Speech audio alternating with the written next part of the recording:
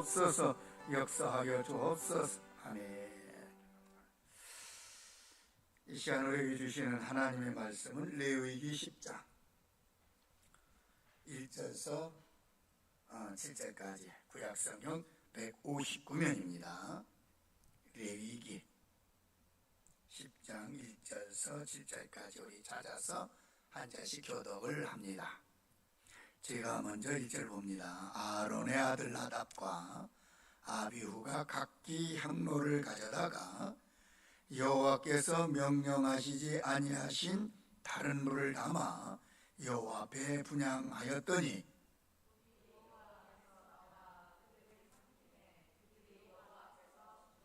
모세가 아론에게 이르되 이는 여호와의 말씀이라 이르시기를 나는 나를 가까이 하는 자 중에서 내 거룩함을 나타내겠고 온 백성 앞에서 내 영광을 나타내리라 하셨느니라. 아론이 잠잠하니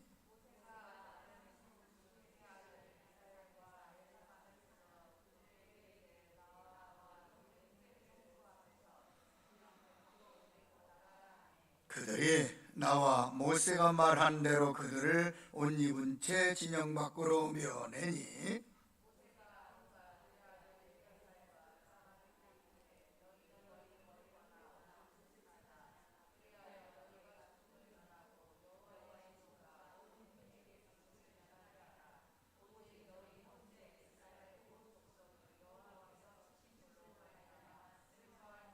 다같이 여호와의 관유가 너에게 있은즉 너희는 회막문에 나가지 말라. 그리하면 죽음을 면하리라. 그들이 모세의 말대로 하니라. 아멘. 그래요. 전사님 나오셔서 말씀을 증거해 주시겠습니다.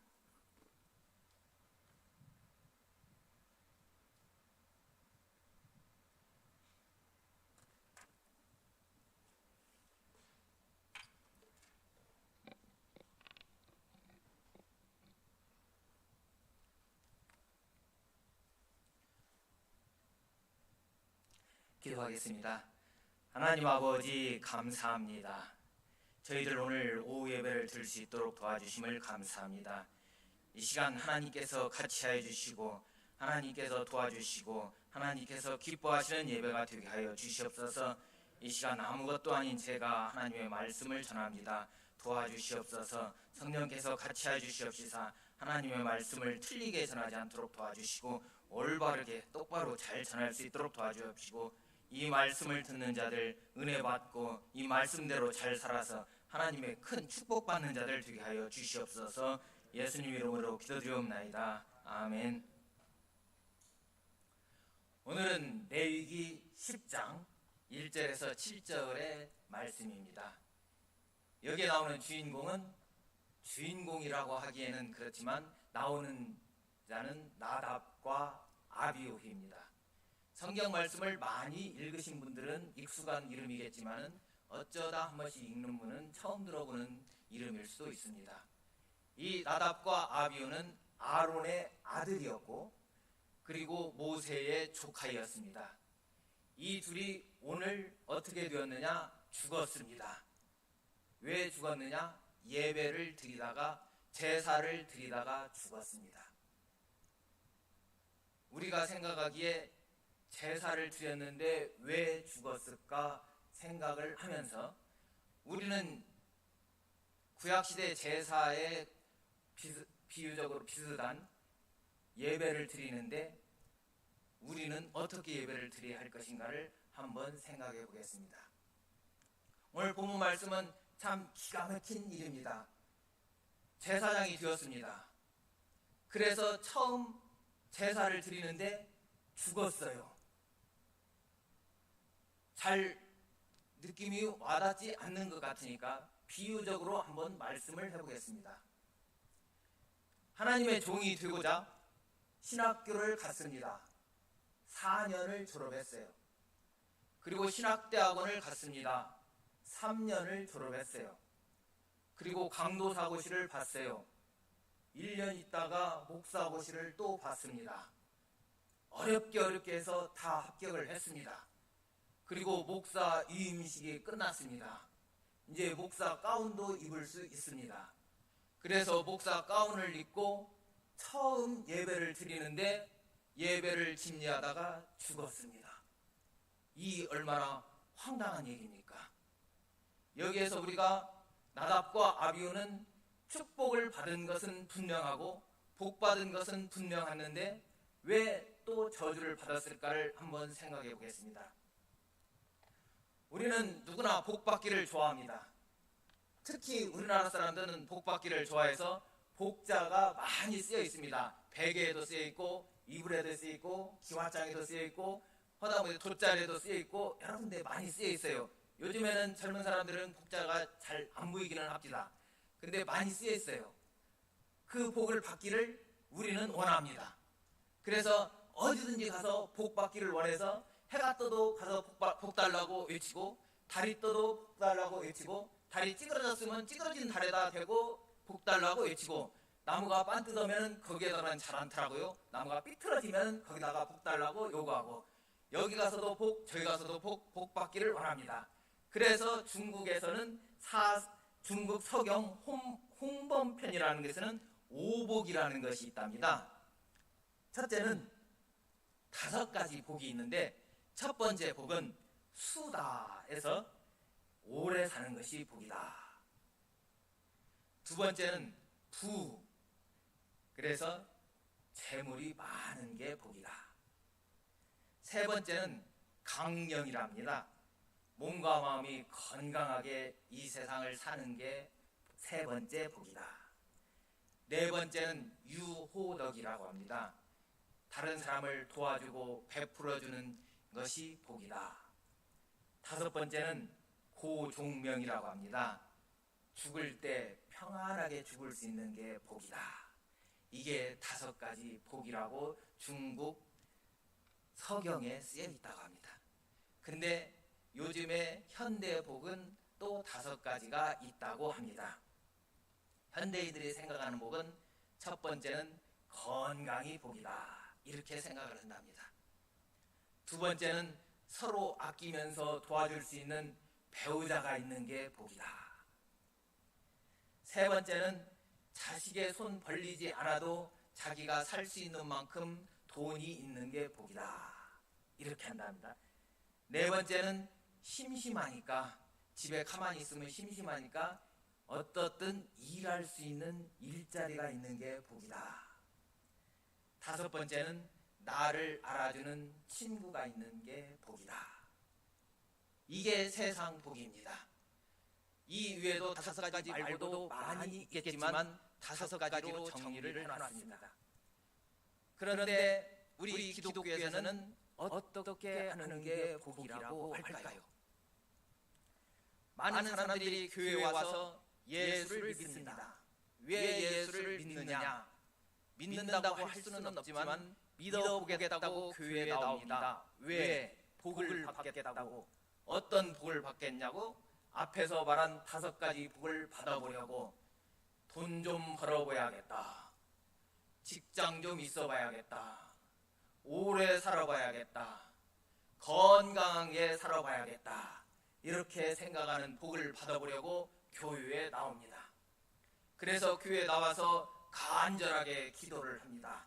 주여, 주여, 이 복을 나에게 주시옵소서. 나에게 건강의 복을 주시옵고 합격의 복을 주시옵시사. 지금까지 공부는 하지 않았지만 가면은 답이 싹 다 보이게 하여서 반드시 한 번에 합격하게 하여 주시옵소서. 오랫동안 직장에서 승진해서 밀렸습니다. 그 승진 밀려서 창피합니다. 이제 승진할 수 있도록 도와주시옵소서. 이렇게 기도를 합니다. 그래서 기도를 하다가 안 들어주면은 또 합니다. 내가 하나님께서 돈을 안 맞춰서 안 들어주는가 보다. 이제 헌금을 한번 많이 해봐야지 해서 헌금을 많이 합니다. 그래도 안 되네. 이번에는 봉사를 안 해서 그런가 보다. 교회 가서 청소를 열심히 하고 식당 봉사도 하고 그 다음 차량 봉사도 하고 여러 가지를 한번 해봐야지 열심히 합니다. 또 그래도 안 되면 야 내가 왜 안 될까 하면서 내가 무엇이 부족한가 보다 해서 갖다가 바치면 복을 받을 거라고 생각하고 복 받기를 원해서 교회에 나옵니다. 예수님과 하나님과 성령님은 나의 도구일 뿐입니다. 내가 돈을 많이 자판기에다 넣듯이 자판기 300원 딱 넣고 커피 딱 누르면 커피가 줄줄줄 나오듯이 내가 지어지어하고 헌금 많이 딱 넣으면 하나님께서 복이 딱 떨어져가지고 건강이 나오고, 이쪽에다 또 딱 봉사를 넣으면 이쪽에서는 다른 합격이 나오고, 이렇게 생각하는 분들이 많이 있습니다. 이런 복을 받기를 원하는 것은 성경적이 아닙니다.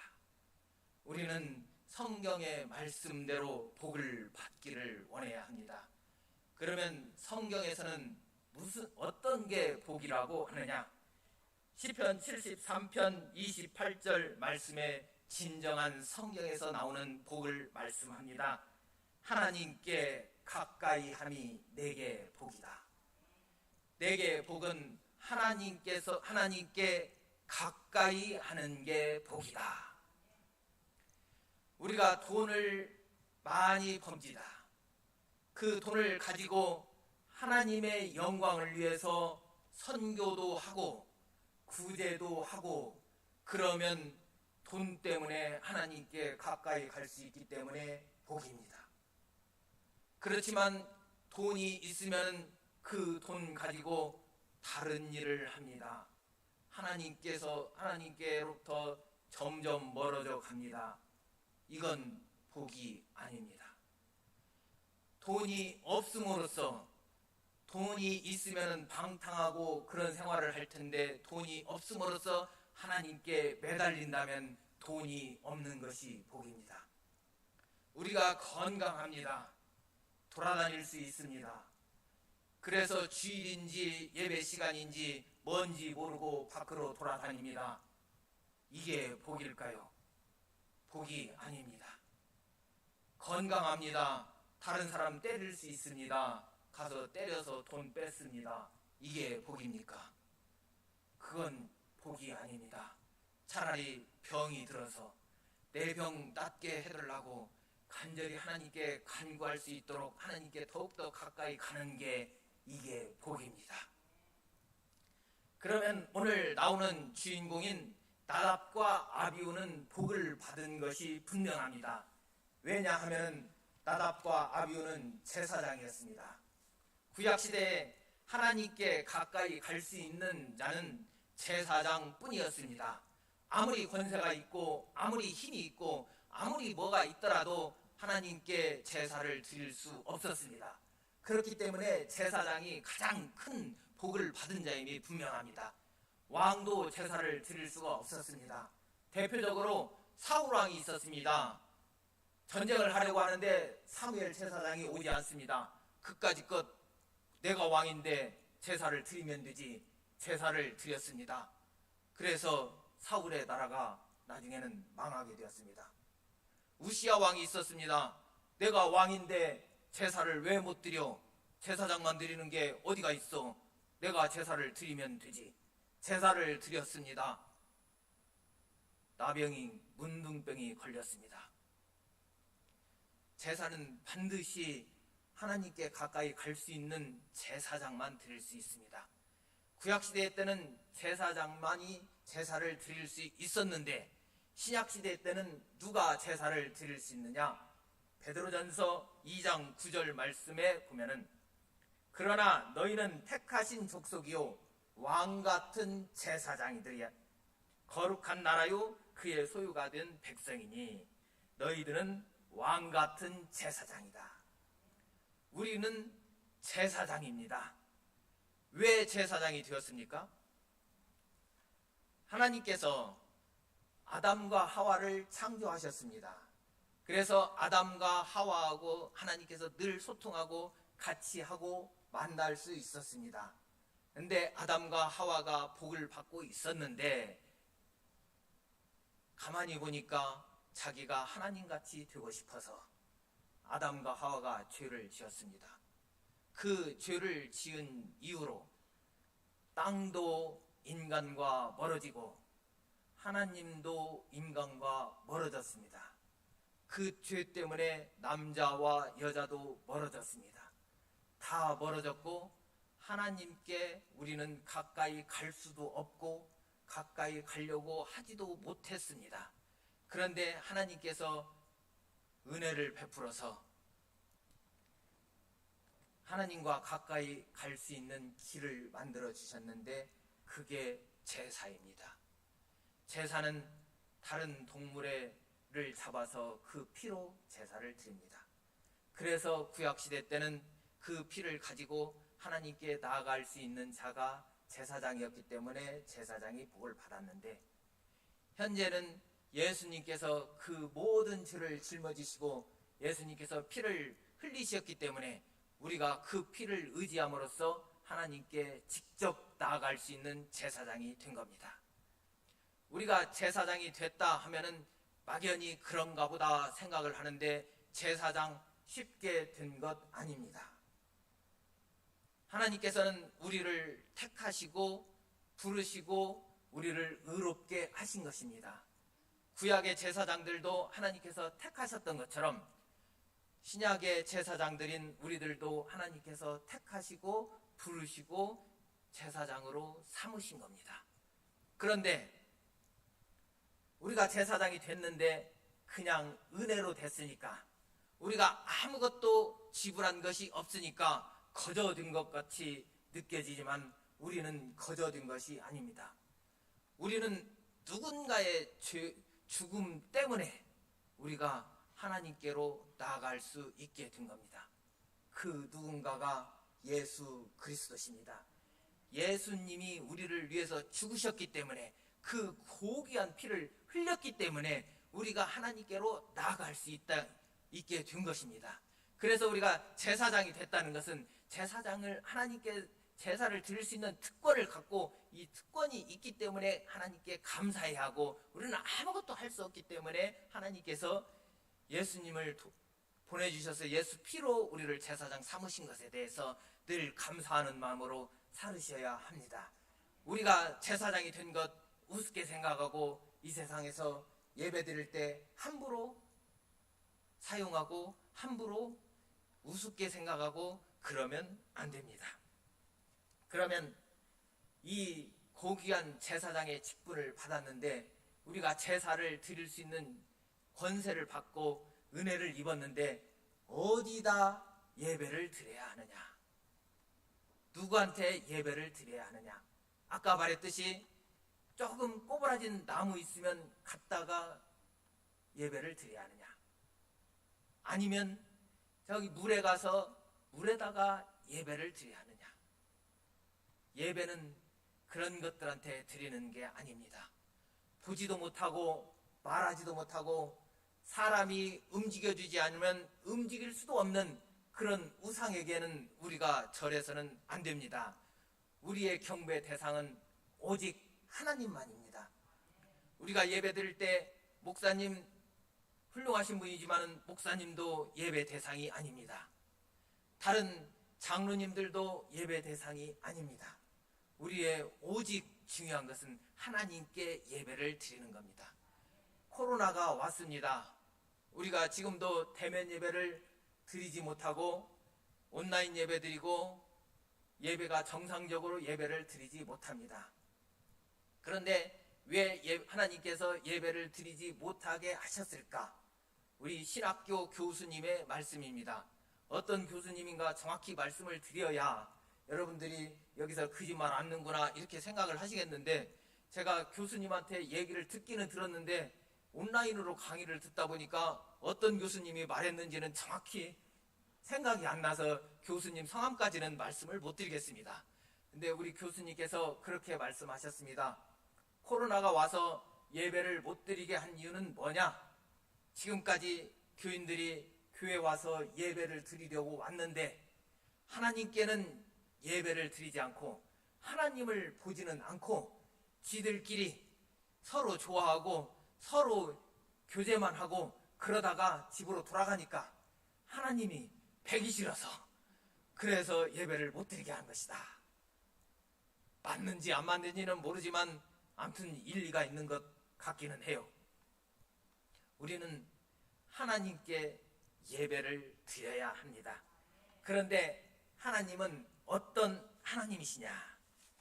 우리가 섬기는 하나님은 공의를 가지시고 사랑이 있으신 분입니다. 또한 진노와 은혜를 동시에 갖고 계신 분이십니다.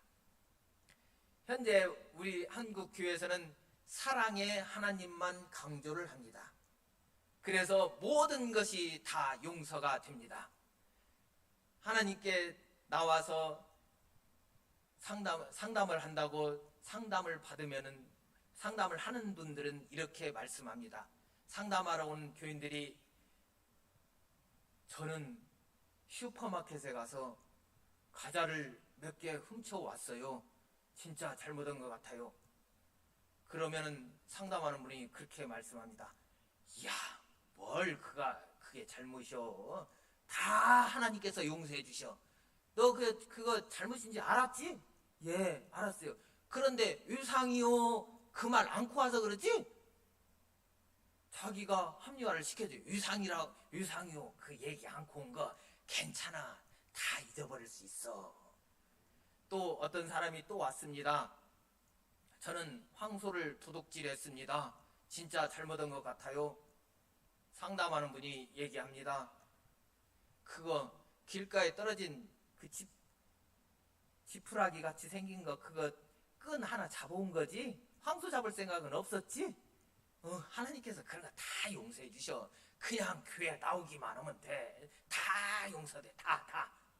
그렇게 사랑의 하나님이니까 다 된답니다. 다 된대.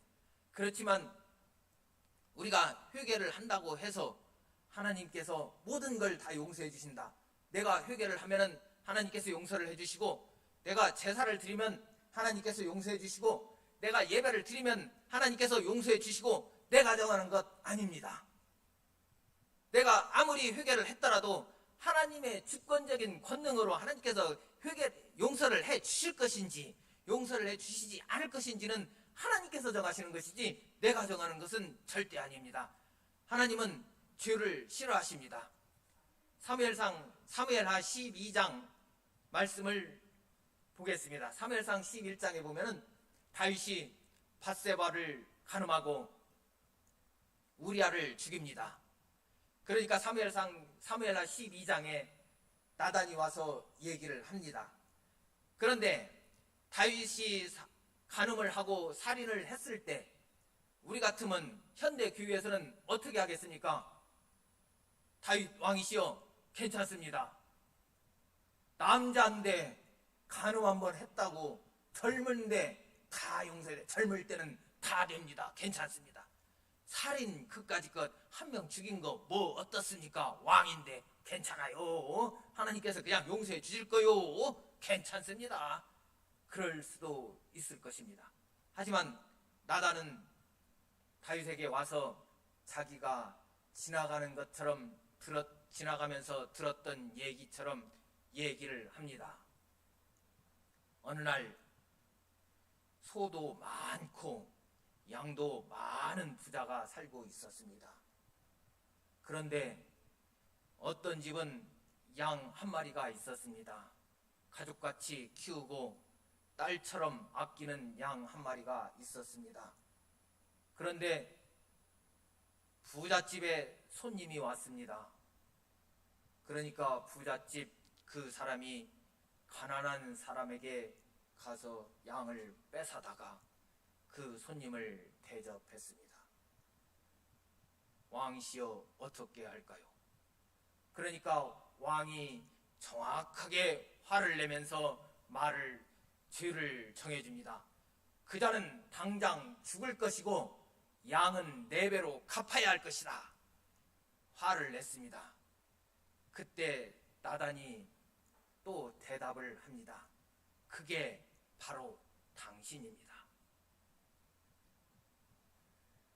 나단은 다윗이 말한 그 죗값에서 2개를 더합니다. 칼이 너의 집에서 떠나지 않겠고 그 부인들이 백주 대낮에 욕보일 것이라고 말합니다. 다윗은 회개를 했습니다. 그래서 이 모든 형벌에서 다 용서를 받았습니다. 오늘 같으면 그래야 합니다. 그런데 다윗은 그 죗값을 그대로 받습니다. 회개를 하니까 하나님께서 너 죽는 것은, 다윗 죽는 것은 용서해 주시고 살려주십니다. 그렇지만 세 가지 나머지 죄의 대가는 그대로 실행을 하십니다. 양 4마리 그대로 갚아라 했을 때 4마리 그대로 갚습니다. 밧세바와 간음에서 낳았던 아이 죽습니다. 압살롬 죽습니다. 암논 죽어요. 아도니아 죽습니다. 자기 아들 4명 그대로 죽었습니다. 양 4명 그대로 갚았습니다. 두 번째, 칼이 영원히 너희 집에서 떠나지 않겠다고 했던 것은 자기 아들들끼리 싸우다가 솔로몬이 왕이 될 때까지 계속해서 그 집에서 칼이 떠나지 않았습니다. 네 번째, 대낮에 백주 대낮에 아내들이 범해질 것이라는 이 죗값도 그대로 치러졌습니다. 하나님께서는 은총으로 다윗을 살려주셨지만 나머지 죗값은 그대로 받으셨습니다. 하나님은 거룩한 분입니다. 죄인은 사랑하시는 것은 분명하지만 죄는 싫어하십니다. 죄가 있는 자는 하나님 앞에 절대로 가까이 갈 수 없습니다. 죄가 있으면 하나님과 동행할 수 없습니다. 죄가 있으면 하나님과 동행하는 것은 복인데 절대 복을 받을 수 없다는 말씀입니다. 우리는 하나님은 거룩한 사랑이 많으신 분인 것을 깨닫고 알고 있지만 또한 거룩한 분이고 공의로우신 분이라는 것은 또한 알고 있고 그 하나님을 두렵고 떨림으로 우리의 구원을 이룰 수 있는 자들이 되어야 합니다. 세 번째, 하나님께 가까이 가는 방법은 예배를 드리는 방법이라고 했는데 예배는 어떤 방식으로 드려야 하느냐? 오늘 나답과 아비후는 여호와께서 지정하지 않으신 불을 가지고 제사를 드리러 갔습니다. 다른 불이라는 것은 어떤 의미가, 어떤 불이었을까? 왜 다른 불을 가지고, 굳이 다른 불을 가지고 갔을까? 이건 학자들에 따라서 많은 견해가 있습니다. 첫 번째 견해는 어차피 불인데 거기 제단에 있는 불이나 여기에 있는 불이나 똑같은데 내가 보기에는 비슷한데 어떤 불 들으면 어때? 그냥 가면 되지. 이런 생각으로 다른 불을 드렸다고 하는 학자들도 있습니다. 우리에게 적용해 보겠습니다. 어차피 예배 드리는 건데 그냥 여기서 드리나 저기서 드리나 어때요? 그냥 아무데나 가서 예배 잠깐 드리고 오면 되지. 귀찮은데 뭐 단장할 게 뭐 있어. 그냥 예배 드리러 가는데 그냥 귀찮은데 그냥 갔다 오지. 하나님께서는 사랑의 하나님인데 다 용서해 줘. 괜찮아. 그냥 가자고. 두 번째 해석은 오늘 9절 말씀에 포도주와 독주를 흠하게 들어갈 때는 포도주와 독주를 마시지 말라.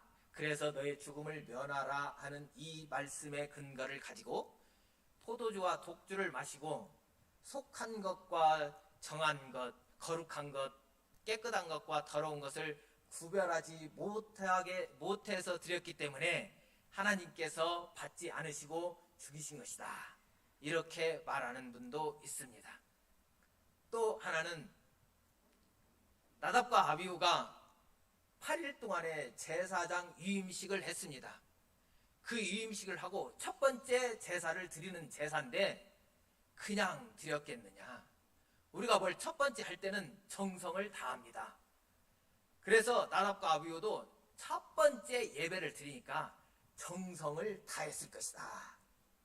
정성을 다하다 보니까 이미 제단 뿔에 있는 그 불을 보니까 예전에 제사도 드리고 해서 불이 조금 더러운 거야. 사람들이 보기에 더러운 거니까 그 불보다는 내가 깨끗한 불을 가지고 이 불을 가지고 제사를 드리면 하나님께서 좋아하지 않을까. 그래서 제사를 드리지 않았겠느냐. 어떤 학설이 맞은지는 성경 말씀에 나오지 않습니다. 그런데 제가 생각하기에도 그냥 제사를 드렸겠어요? 정성을 다했겠지. 첫 번째니까. 그래서 정성을 다한답시고 하나님께서 좋아하지 않는 불을 가지고 제사를 드리지 않았겠느냐. 이런 생각이 맞지 않는가. 제 짧은 소견으로 이렇게 생각이 드는데, 우리는 하나님께 예배를 드릴 때 어떻게 나아가야 할 것인가. 내 생각에 이게 깨끗한 불이니까 내 생각에 하나님께서도 좋아할 것이다. 그리고 가면은 하나님께서 좋아하시겠느냐. 하나님께 가는 방법은 하나님께서 정해주신 방법으로 가야 합니다. 우리가 고맙고 감사해서 은혜를 갚는 것은 당연한 겁니다. 우리 조카 주은이가 있습니다. 주은이가 삼촌은 외숙모 안 만났으면 장가를 못 갔을 거예요. 간신히 장가를 갔어. 그러니까 외숙모한테 잘해. 이렇게 얘기를 합니다. 그래서 저도 고맙고 감사하고 너무너무 감사해서 업고 다니고 막 그래봐요. 그러면은 나도 힘들고 받는 사람도 얼마나 너무 부끄럽겠어요. 사람들 많은데 업고 다녀봐. 그 사람이 원하는 대로 하나님께 나아갈 때는 하나님께서 원하는 방식대로 나아가야 합니다. 그러면 하나님의 원하는 방식이 무엇인가? 성경 말씀에 나와 있습니다.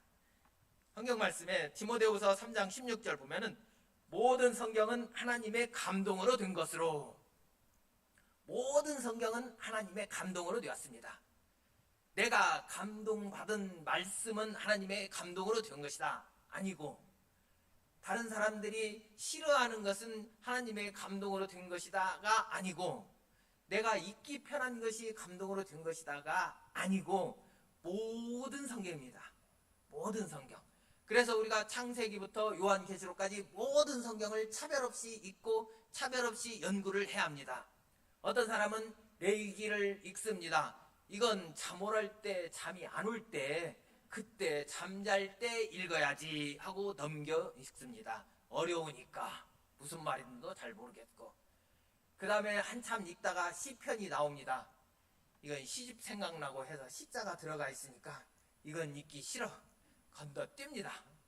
그 다음에 쭉 읽다가 끝털이 요한계시록에 가면은 이거 왜 환상도 있고 상징적인 숫자도 있고 어렵습니다.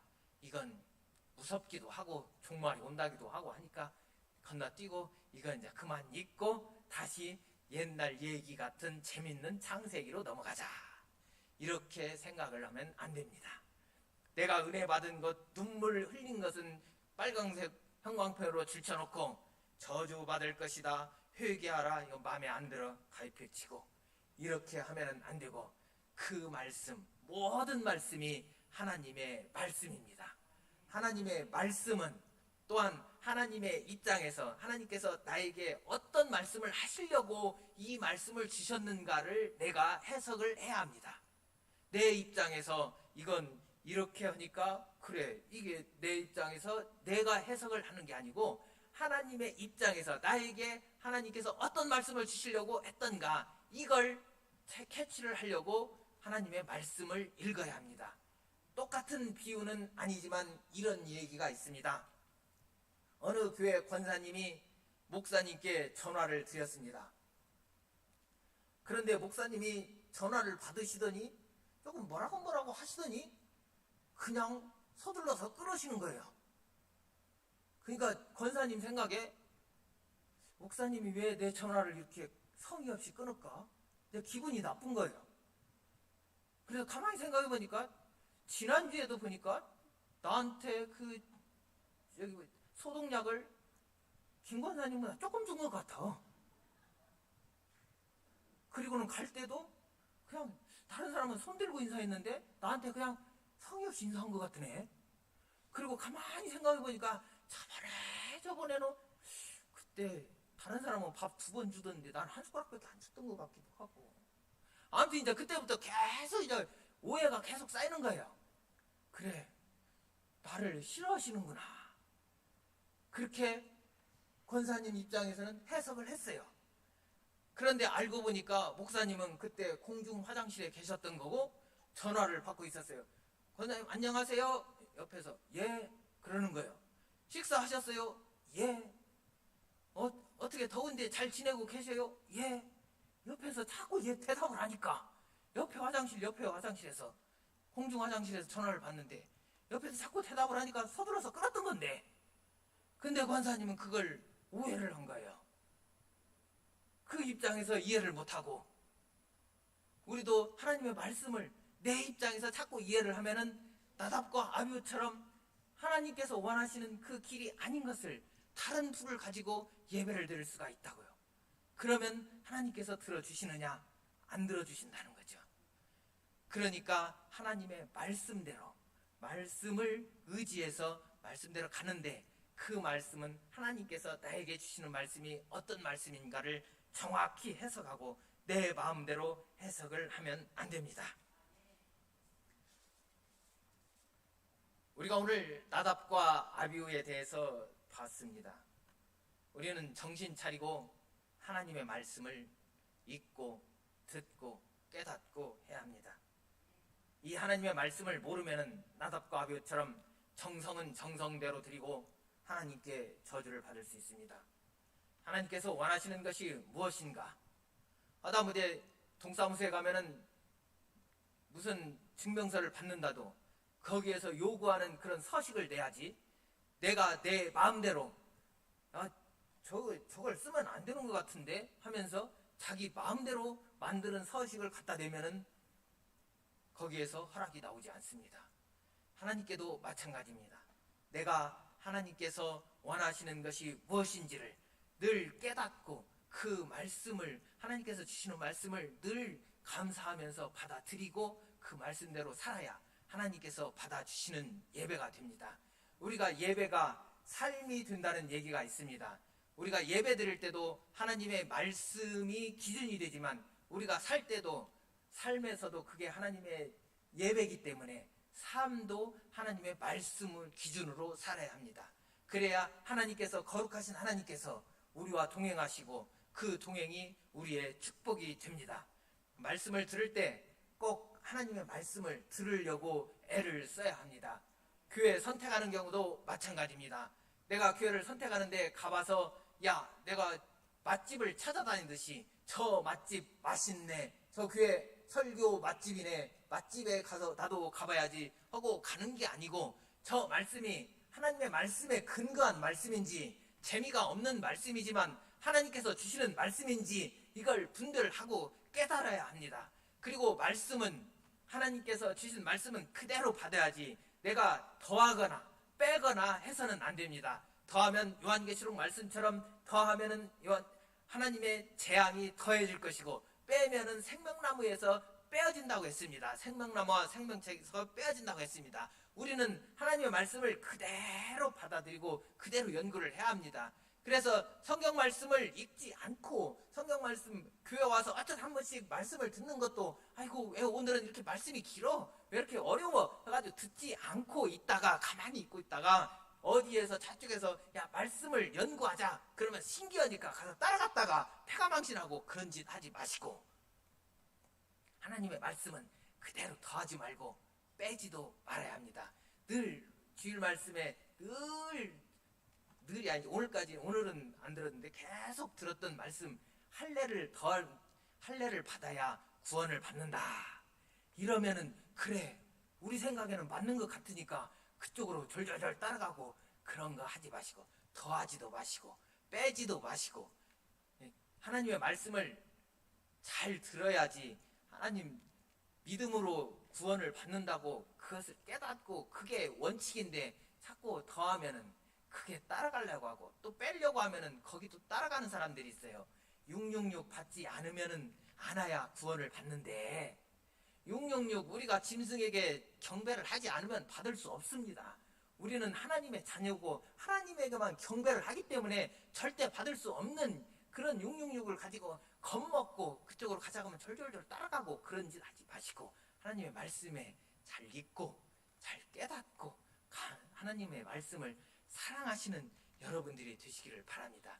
그래서 예배도 우리의 삶도 하나님의 말씀에 근거한 진정한 그리스도인들이 되시기를 바랍니다. 내 방식대로 내 생각대로 내가 좋아하는 대로 하나님을 섬기지 마시고 그렇지 않다가 또 따라갑니다. 10월 28일 휴가가 되니까 너희들 다 휴가 될 때는 몸무게가 무거우면 못 가니까 다 나한테 맡겨라. 돈도 맡기고 집 문서도 맡기고 다 맡겨라. 나한테 맡겨라. 나는 휴가 되지 않는다. 왜냐하면 그 다음에 7년 환란이 있으니까 그 환란 때 나는 순교하기로 작정되어 있는 사람이니까 나는 땅에 남아있다. 그러니까 나한테 돈은 다 갖다 바치고 너희들은 다 휴가해라. 그러면 다 갖다 바치고 그런 어리석은 짓 하지 마시고 하나님의 말씀을 정말로 늘 사모하고 사랑하며 진정으로 잘 성경 말씀대로 살아가는 여러분들 되시기 바랍니다. 기도하겠습니다.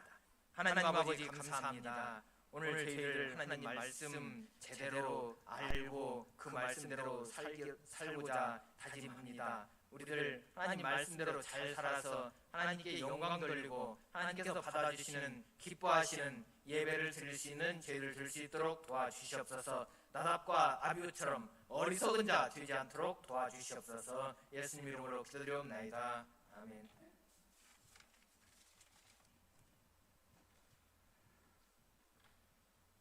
찬송가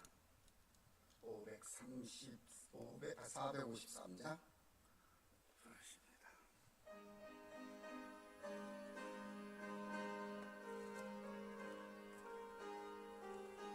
예수도 알기 원하네 크고도 넓은 은혜와 계속해 주신 사랑을 간절히 알기 원하네 내 평생의 소원 내 평생의 소원 계속해 주신 사랑을 간절히 알기 원하네 성령이 스승되셔서 지혜를 가르치시고 거룩한 뜻을 깨달아 예수를 알게 하소서 내 평생의 소원 내 평생의 소원 계속해 주신 사랑을 간절히 알기 원하네 성령의 감화 받아서 하나님 말씀 배우니 그 말씀 한절 한절이 내 맘에 교훈돼 아멘 내 평생의 소원 내 평생의 소원 계속해 주신 사랑을 간절히 알기 원하네 예수가 계신 보좌는 영광에 들려 있도다 평화의 왕이 오시니 그 나라 왕성하도다 내 평생의 소원 내 평생의 소원 계속해 주신 사랑을 간절히 알기 원하네 아멘. 교회 소식 주보 뒷면을 참고하시고 저는 내일 전주 갔다 와야 돼요. 전주 한옥마을 구경 가는 게 아니고 우리 교단에서 내일 전국 노회장 우리 교단이 노회가 160개 노회입니다. 169개 노회장하고 우리 총회사나 각 상비부 부장 그리고 우리 총신대 신대원들 교수들 그리고 총회 임원 다 같이 모여서 왜 모이느냐 하면 이런 시국에 평등법 때문에 모이는 거예요. 전에는 차별금지법을 말이 좀 살짝 또 바꿔서 평등법, 평등법, 그 말이에요. 차별금지법이나 평등법이나, 차별금지법이니까 조금 어감이 이상한 것 같다 해가지고 평등법, 말은 그럴싸하잖아요. 평등법. 뭐 평등이냐? 남녀 평등 맞죠? 성평등 맞죠? 그러나 남자와 여자 결혼하는 거와 여자가 여자끼리, 남자가 남자끼리 결혼한 것도 똑같다, 평등하다. 그러니 반대할 것도 없고 욕할 것도 없다. 반대하고 욕하면 처벌한다, 그 말이에요. 또 강단에서 우리 기독교만 유일한 구원이 있다, 저쪽 불교는 구원이 없다, 이거 차별이에요. 이런 말 하면 안 돼요. 그리고 대놓고도 길거리 가서 우리 교회 나와야 구원 받고 니들 불교 다니면 구원 못 받는다, 이거 차별이에요. 그래서 차별금지법 하다가 이제 평등법, 뭐 기독교도 불교도 다 똑같지, 평등하지. 근데 여러분들 그 단어 들으면 아주 그럴싸해요. 평등, 차별하면 안 되지, 평등해야지. 그런데 그 내면 그 속이 아주 이상한 것들이 많아요. 지금 사실 그게 국회에 상정이 돼 있어요. 여야 할 것 없이 그저 한 70, 80명 정도의 국회의원들이 서명해서 상정을 해놓고 통과만 시키면 돼요. 벌써 오래전부터 지금은 죽었지만은 그 서울시장 그 사람을 중심으로 해서 그 전부터 이미 다 만들어서 서울시에 상정했다가 기독교 눈치 보다가 사실 막상 통과는 못 시켰어요. 그래서 시에서 통과를 안 시키고 이제는 직접 국회로 상정을 했어요. 그리고 지금 국회도 눈치만 보고 있는 거예요. 여차하면 통과시키려고. 그런데 이제 기독교 반발이 하도 심하고 이러니까 지금 보류 하는데 결국은 통과시키려고 할 거예요. 하려고 하는데, 그런데 우리 기독교는 이거 적극적으로 반대하는 거예요. 적극적으로 반대하는 거예요. 그래서 그 문제 놓고 우리 교단 각 노회장들하고 우리 교단 내에 있는 신학교 교수들하고 그리고 총회 사내 각 상비회 그 부장들하고 그러고 임원들하고 내일 전주에는 양정교회라고 하는데 난 거기 가보진 않았어요. 양정교회라고 하는데 그 교회에서 이 평등법에 대한 대책, 반대, 철회, 요구, 그래서 또 교수회 또 세미나도 있고 그러고 끝나고는 기도회도 있고 나는 일정은 그렇게 안 보는데 철야 기도까지 있다고 그러는데 난 그거는 못 봤어요. 난 그게 못 봤으니까 난 철야 기도는 안 오고 올 거야. 그래, 난 새벽 기도도 하잖아.